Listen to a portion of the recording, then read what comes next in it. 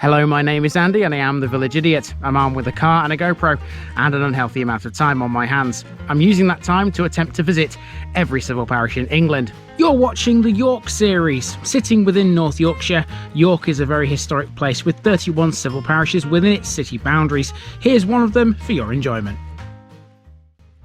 Welcome for the 31st and final time back to the city of York, everyone, and I've left the biggest one until last. I'm beginning this mammoth route outside a row of shops on Brockfield Park Drive. Normally, in any kind of small village, a row of shops like this would be the main sort of shopping centre, but here there's plenty of shopping centres. Welcome to Huntington.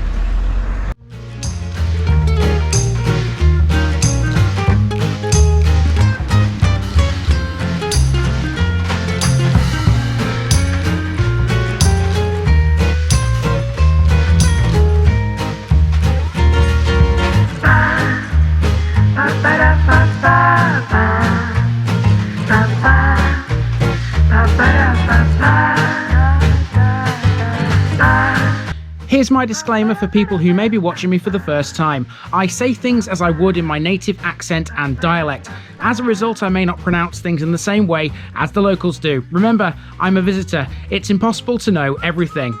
Leave me a comment, spin me a like and bash that subscribe button. Let's get to today's parish video. Ladies and gentlemen, welcome to the final parish in the York series. It's been a long time coming, but here we are in Huntington. This one is the largest in York and was at one time even larger. Huntington nowadays refers to an old village on the eastern bank of the River Foss, as well as a plethora of new developments around it. But historically, Huntington included land on the western bank of the river. That was known as West Huntington, but today we know it as New Earswick. The parish also included Towthorpe and Earswick village as well. Huntington itself remained a small farming community for centuries until in the latter part of the 1800s, when rapid expansion began, coinciding with the new development of the New Earswick model village and the opening of the Queen Elizabeth Barracks in Strensall. Rehousing schemes during the 1930s sped up the growth of the village even further and turned Huntington into a massive suburban area of York. It's stayed that way ever since, and whilst the original Huntington village is still clearly distinguishable, it's fair to say it's swamped by new development. Huntington Parish includes a lot of land to the south and east of the original village. Built on it are two major out-of-town retail parks and a brand new stadium, leisure centre and cinema complex, all linked to the city via the park and ride service. So for one last time, let's go walking in York.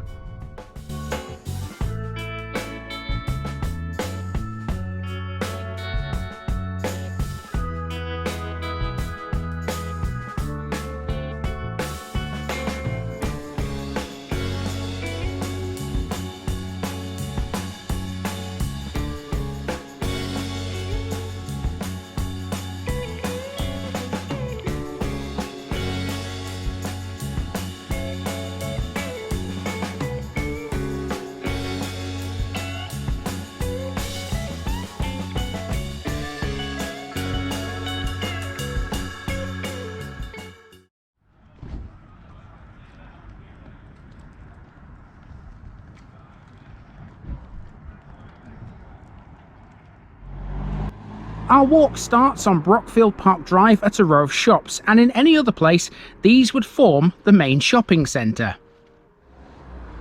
However, Huntington has far outgrown its original village, and now they're no more than just local estate shops. We're in the south of Huntington here, and to get to the old village, we have to walk a long way up this road, New Lane. On the way, we pass by an entrance to Monk's Cross. That's a massive retail park on Huntington Moor. We're going there to finish. New Lane has a few businesses, including Minster Alarms, who've been supplying intruder and fire alarms for over 30 years.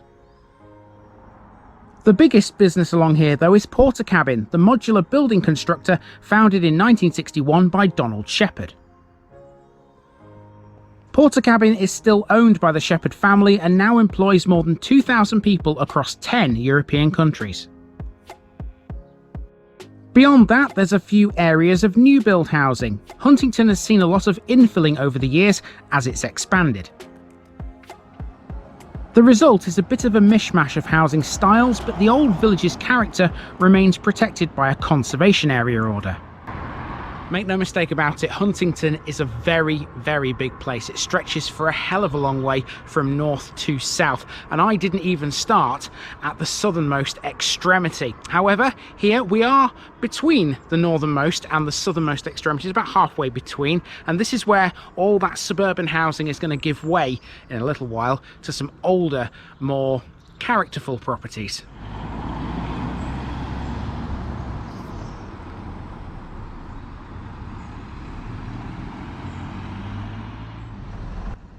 At the end of New Lane, you'll find a fleet of what's known as e-bikes. They're operated by a company called Tia. Riders can pick up these electric bikes from various locations in the city and ride them along a number of dedicated routes. They're right in front of Huntington Working Men's Club at number 1 Northmoor Road. Next, we come to a school. Opened in 1962, this is Huntington Primary Academy, which has capacity for approximately 400 pupils. Not on the route is Yearsley Grove Primary, which is also within the boundaries. It too can accommodate up to 400 pupils. Garth Road is next. There's a few bits and bobs down here, including a surgery operated by the My Health Group. Then it's the library, which hosts a number of local groups for kids like reading, poetry, Lego, and even Pokemon. Speaking of the young ones, next door is a playground. Huntington has a couple of these, the largest being our last landmark. Next is Garth Court, another retirement complex operated by Yorkshire Housing. It was built in 1979 and has 39 flats. A path around the edge of the park then links us to Northmoor, and this grants us access back to Northmoor Road. A lot of the residential streets around here are 20-mile-an-hour limits. I'm a big advocate of the 20 is plenty scheme. It makes sense when you consider there are schools around here and lots of school children who are often using them. Okay, we are back to the main road again, and here we've got a couple of shops. We're heading towards the centre of the village now.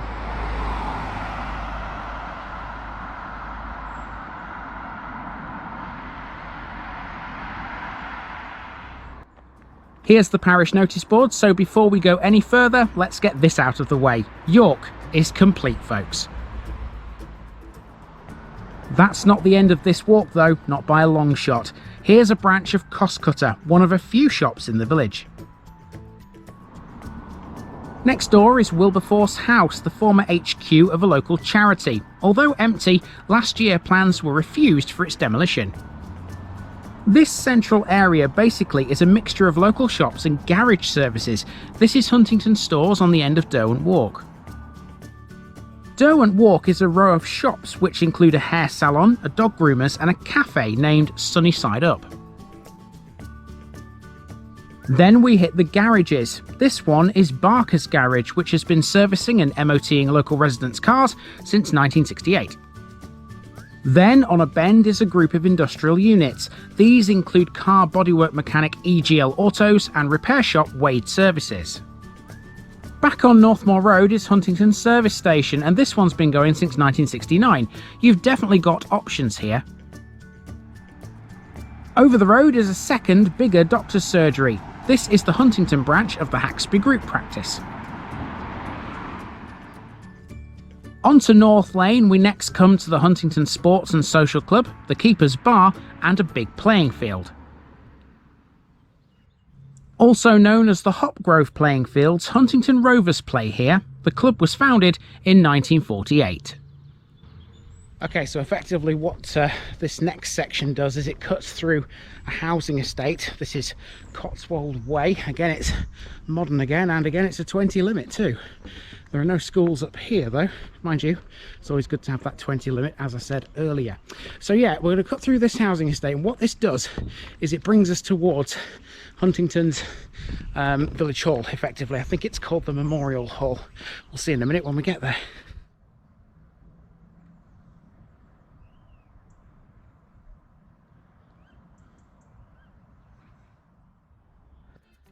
We're now at the very northern tip of the village on a late 20th century estate with streets all named after rivers, like Trent and Avon. Huntington's expansion northwards was only halted by the construction of the A1237, the York Outer Ring Road. That's literally just a stone's throw from where we are here, Strensall Road, and this is where we'll encounter some older landmarks. One of them is the Methodist Church. This was originally a Wesleyan chapel that was built sometime before 1857. It was then rebuilt in 1900. Every Wednesday, it hosts the Bus Stop Community Cafe. More communal buildings next as we come to the village hall, and as I thought, it is a memorial hall, which was erected in 1921. There's not much information about this anywhere, but it was used for a time by the school that we're about to come to. The board school is the village's oldest public asset. Opened in 1877, it was still in use until at least 1962. By 1985, though, with the expansion of the village, it became surplus to requirements. It's now the Huntington Community Centre. Just after that, there's a junction where Strensall Road meets the old village. And oh look, more bikes and scooters. Alright, now we're coming into the old village, and of course, as the name suggests, old means it's Huntington's oldest part. This is where we'll find the church and plenty of other listed buildings. The church isn't too far away from where I'm standing at this corner, actually. As you look at the road in front of you here, you can see there's a bend to the left. The church is round there, and then to the right it stands in a very weird position because it's on the other side of the local river.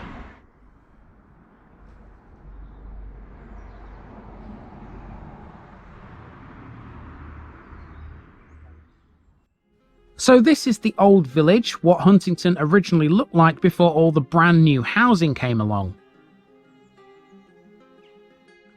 Here's the Blacksmith's Arms, which in 2009 was nominated for the award of the best pub food in North and East Yorkshire. Over the way is Church Lane, marked with the remains of an old wayside cross. The base and the stump are Grade 2 listed. To get to the church, we have to cross the River Foss, something which makes this parish unique. Here's the river. And here's the church. Dedicated to All Saints, this lies in a belt of countryside between Huntington and New Earswick. Although the Foss runs between the villages, this parcel of land on which the church stands is still within Huntington's boundaries.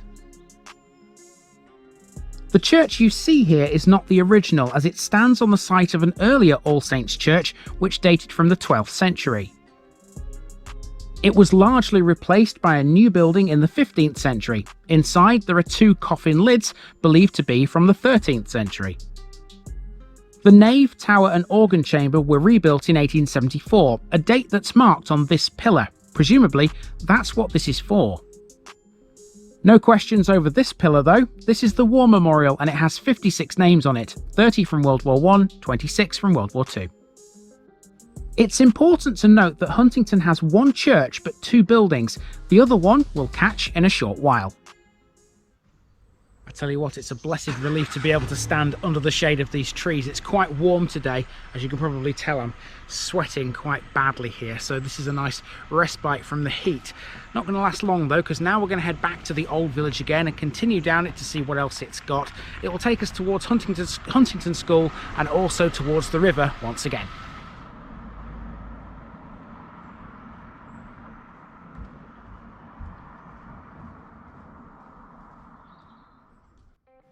Now we're completing the walk through the old village. Huntington remained a very small settlement until the 19th century.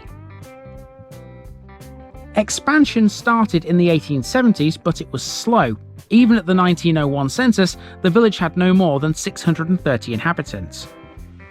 Rehousing schemes during the 1930s were a major factor in its later growth. Only a handful of buildings in this old village core are listed, including the Crossbase, Prospect House and number 34.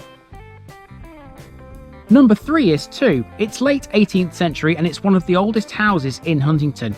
We've now reached the southern tip of the old core. Here's the Manor House complex. It's been suggested that one of these buildings may have been the village's tithe barn. They're on Huntington Road, which runs southwards to an old railway station. Along here is a cat adoption centre. This stretch of Huntington Road up to Huntington School is otherwise residential pretty much all the way along its length. Okay, we're just a couple of steps away from Huntington School, which you might just be able to see peeking through those trees over there. That's the edge of its grounds. The school is the next thing to talk about.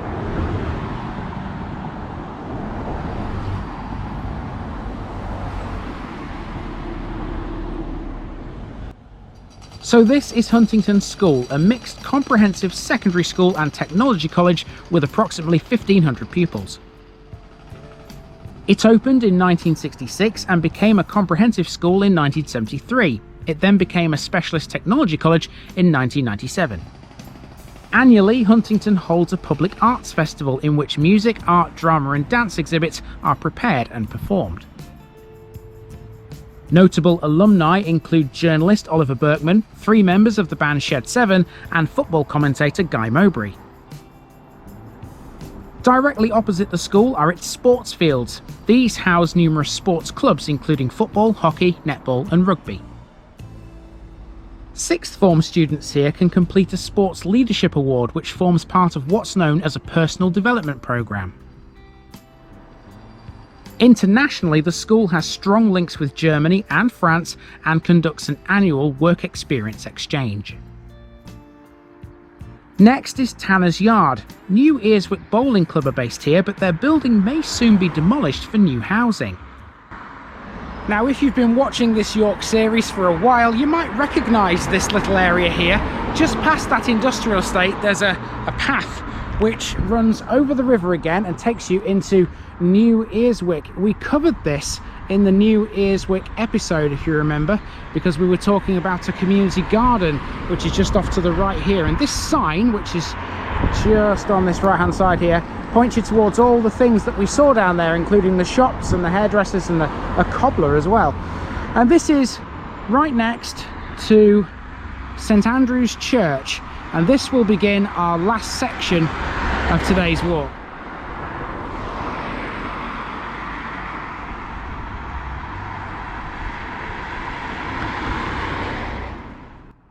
St Andrew's Church is the second of the 2 Anglican buildings, making this almost like a modern-day chapel of ease. Next is the Hogshead Pub. This was built in the 1980s to serve New Earswick, but as we already know, that's a dry village. In its grounds is a railway signal. That's because the pub stands on the site of the former Earswick railway station. The station closed in 1965 and was demolished in 1970. Originally, the pub had a railway-themed name, the Flag and Whistle. The York Archaeological Trust occupy this building nearby. Now keep these guys in mind because they'll become important later. Almost at the end of the walk now, all that's left to do is return to the start by ambling our way down Whitestone Drive. Once again, this is another typical 20th century development built as Huntington has expanded southwards towards York. This estate isn't the southernmost point of the parish, but beyond it's generally more of the same as it merges with York's suburbs. Lastly, we come to Orchard Park, another small recreational space off Kestrel Wood Way, and this is where I had a bit of fun. So this park marks the end of the walking route, and I'm going to treat you to a little something here. I don't think I've done this in York actually, in the York series at all. Every time I see one of these adventure trails, I always try to attempt it. It's difficult holding the camera in my hand, but I don't think I've done this in York, so you know, there's no time like the present. I'm not going to do all of it. I'll do some of it. I usually fall off these things, so don't laugh. Ooh, it's wobbly. Let's get to the end. Ooh, just about. If I get over there, it'll be a miracle.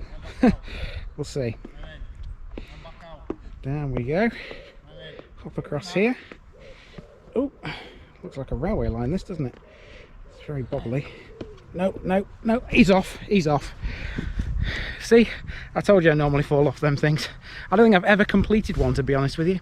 Right, okay, we are at the end of the main walk, as I say, and that's taken me about 2 hours, I think, to get round Huntington, which isn't bad, quite frankly. But I allowed 3 hours to make this episode, and there's a reason for that. It's because there's plenty of other things we still need to talk about, including 2 shopping centres.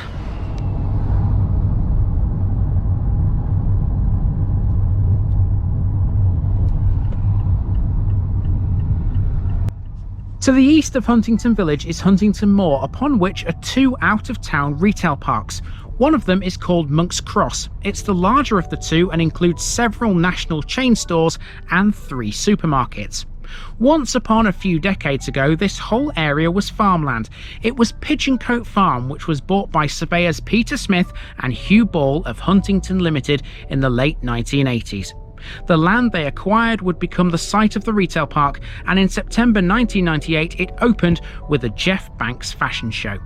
It was soon attracting many household names, and these days Monk's Cross can boast branches of Primark, Boots, Sports Direct, TK Maxx, River Island, New Look, Starbucks, Superdrug. The list goes on and on. There are almost 40 retail units and only a handful are currently empty. At peak times like Christmas, Monk's Cross handles in excess of 100,000 customers a day, and it's as popular now as it was back in 1998. And as for the name, that's something that's confused the locals for a long time, but I reckon I found the answer. Nearby is Monk's Stray, one of the 4 common areas around York. Monk's Cross is named as such thanks to an old map of the area which showed a crucifix close to Monk's Stray on the road to Malton. The other retail area is the newer Vanguard shopping park, which too has become a popular destination for shoppers. This houses the region's largest Next store, an M&S store with a food hall and a cafe, and more recently other household names like Specsavers and TUI, which have joined the shopping park. Vanguard also offers a range of food outlets too. Now, parking is normally free here for 4 hours, but there are specific days when that's not the case, and nearby is the answer why. They're not the easiest things to film, are they, shopping centres? Because generally speaking, when you're driving around them, you can't really see what's on your left and on your right. You're concentrating on what's in front of you. But hopefully you get the idea. Monk's Cross Shopping Centre and the Vanguard Shopping Centre, 2 big shopping centres here in the parish of Huntington. And the Vanguard Shopping Centre also has this cinema as well, which is apparently brand new. There it is. So if you like film, this is the place to come, apparently.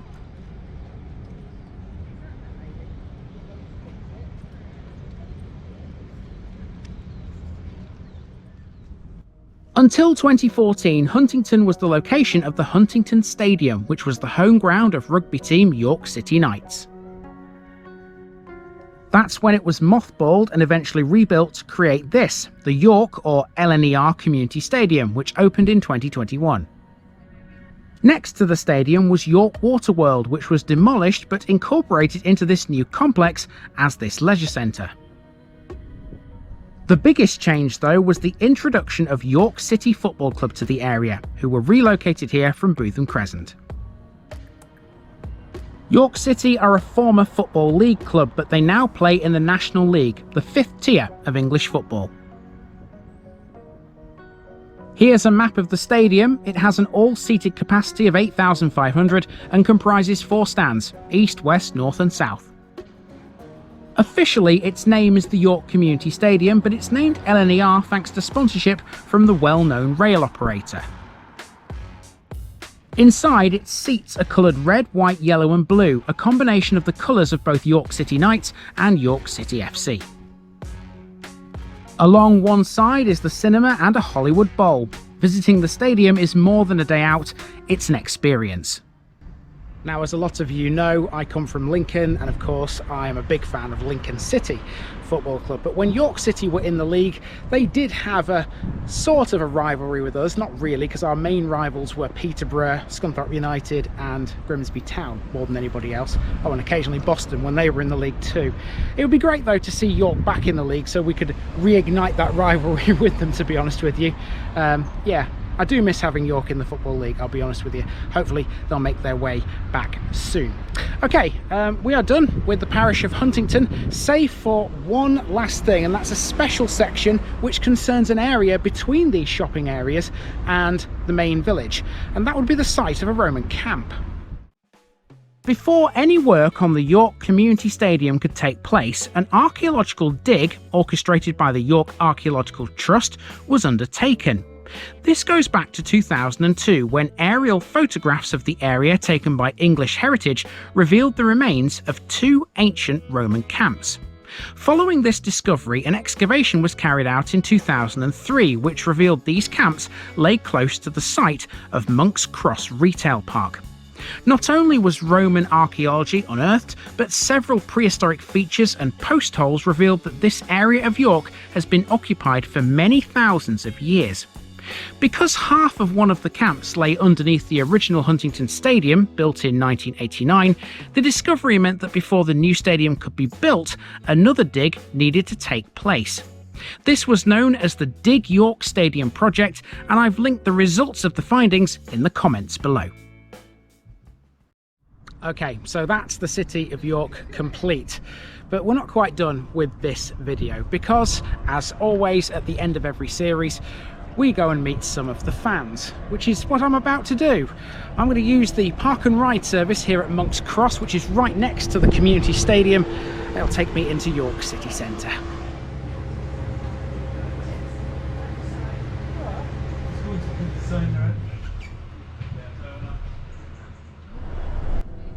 So, as we've learned in previous York episodes, there's a brilliant park and ride service in this city, and at Monk's Cross you can use it. The number 9 service links Monk's Cross to York railway station via the city centre. This service will get you into York in less than 15 minutes, and it's pretty reasonably priced too. My return ticket cost me £3.60, and any child under the age of 16 goes free. It's a much better and cheaper alternative to parking in the city centre. The park and ride service also helps to ease traffic congestion in the city centre, something that York City Council have tried to combat for several years. My destination was Stonebow, which is close to two of York's most famous streets: the Shambles, which inspired Diagon Alley in the Harry Potter films, and the one that we always love to see.